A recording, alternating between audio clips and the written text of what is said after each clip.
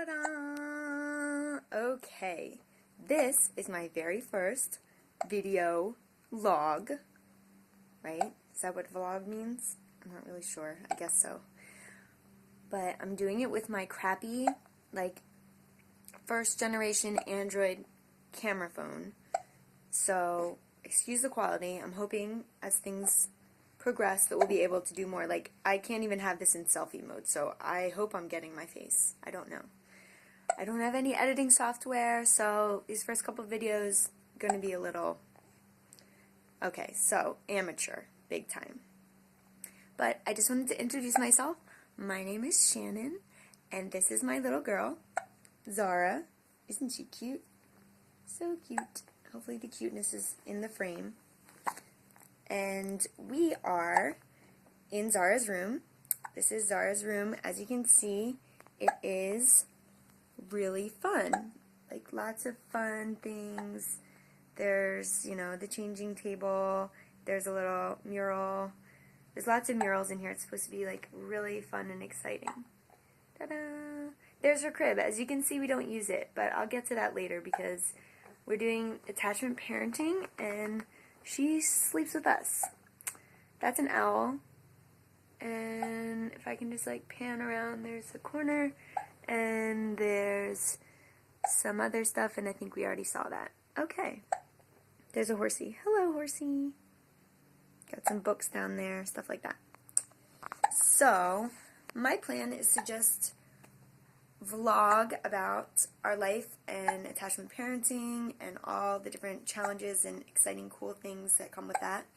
I am working on getting, Zara has the hiccups, so cute. I'm working on getting, certified as a group leader in API, so a lot of my stuff is going to focus on API, Attachment Parenting International, and their 8 principles of attachment parenting, and we'll go over those in later episodes, but this is just kind of an intro video. I was going to fix my hair, but then I'm like, you know what, this is what I look like on a daily basis, this is my deal, and, it is what it is, so, I look like a wreck sometimes, but that's not where my intentions are right now.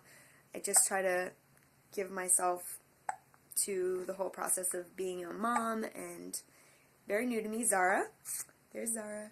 Zara is 4 months old. She just turned 4 months on the 3rd of May.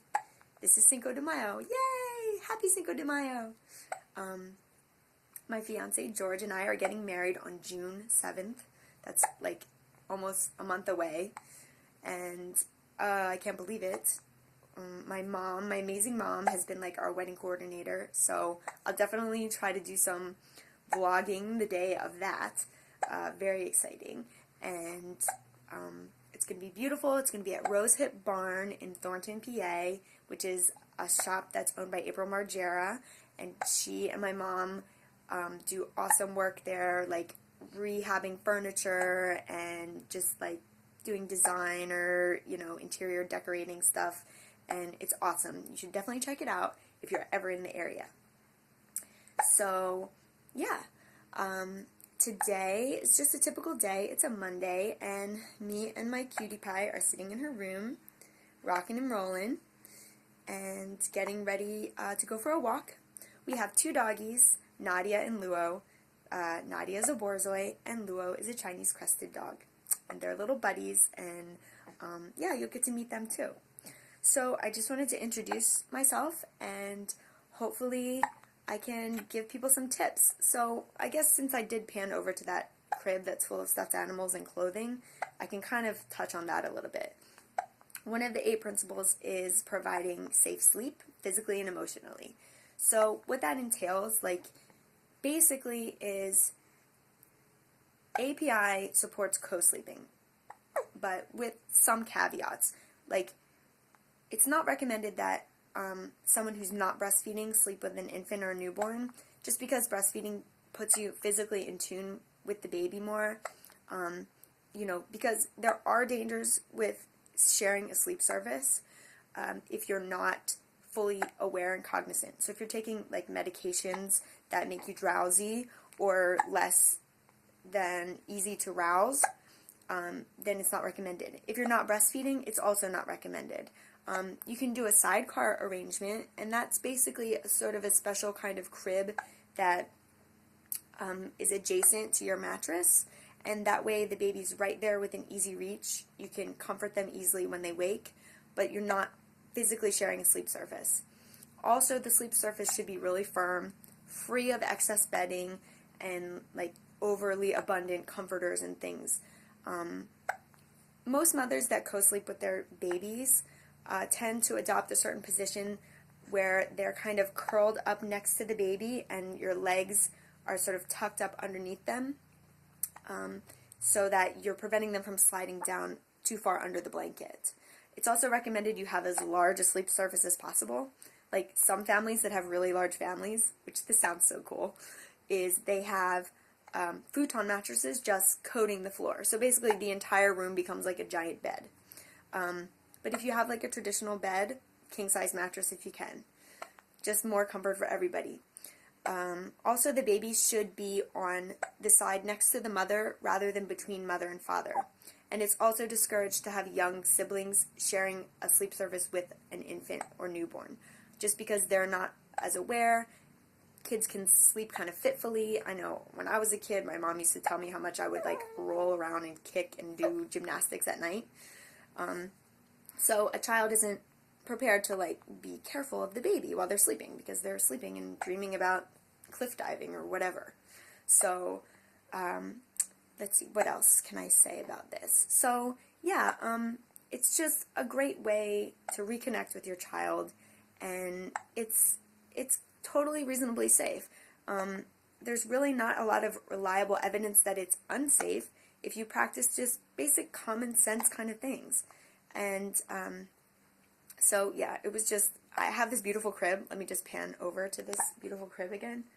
Beautiful crib. It's actually from Italy, and my stepsister's dad, okay, if you can understand that, he gave that to us because his wife, Patrice, her family is, they're like food people, and they have a lot of connections to Italian food, and they just have like high taste. So this is a beautiful crib, right?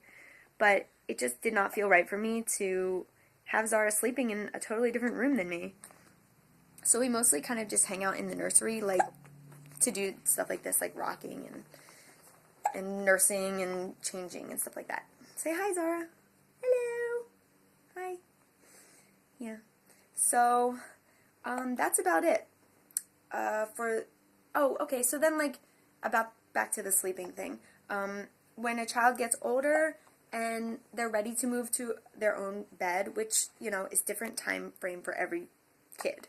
It can be, you know, kids can want to sleep with their parents for a long time, and you shouldn't try to worry too much about, oh, is my kid ever going to go sleep in their own room? Like, of course they will, you know? I mean, nobody knows a 20-year-old that still sleeps with their parents, right? It's just something that will kind of come about of its own volition. They'll be ready to when they're ready to, and you just kind of have to be prepared that, hey, you signed on for this parenting thing, and a lot of times, yeah, it might be inconvenient to wake up in the middle of the night and deal with something that has come up, but your child needs you. Emotionally, you know, they might have a bad dream. They might need a drink of water, and you just need to respond with sensitivity. And that's another principle unto itself, but it's really the underlying or overarching principle behind all of attachment parenting, to just be compassionate, to try to see the world through your child's eyes. You can't be your child or you know, be totally telepathic with your child all the time. What's really required is just being present. If the baby or kid is cranky or crying or tired or hungry, you have to respond. You know, just think, man, when I was a kid and I was crying and nobody was paying attention to me, what a feeling that is. It's almost just emotionally devastating. And we'll go into this in a later video, but there's scientific evidence about the development of babies' brains that proves how important it is to respond to their crying. You're not going to get it right every time. You're not going to know, hey, this is what my baby needs, especially if it's your first baby, or, you know, every kid is different. I only have one child, so I'm hoping to have more, but for now, I have one child, this is my first baby, and we're learning together.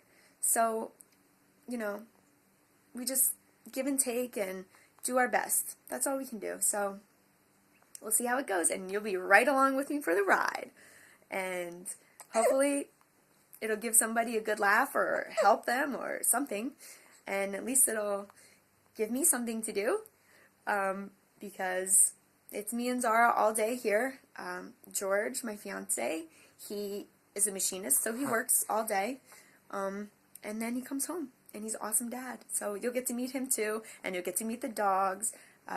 One of the main things we do every day, part of the rhythm of our day, is we make time to walk the dogs, and that's just like a big part of our routine, and it's nice. I carry Zara in the sling. Really, it's more of a woven wrap, and that falls into providing nurturing touch, which is really important too. It's part of attachment parenting. Not that we're anti-stroller, but it does help to carry your kid. They feel secure, especially a young infant is going to feel a little weirded out by being like bumped around in this big baby carriage. And where's mommy, and what am I looking at, and why is it cold, what is this wind? So when you're there and your baby can feel your presence, it just really helps too. So that's it, and I hope that you enjoyed this video. And if you'd like to subscribe to my channel, please do. That would be so great.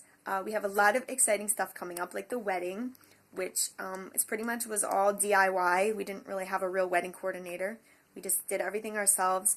My mom's done so much, and so has April.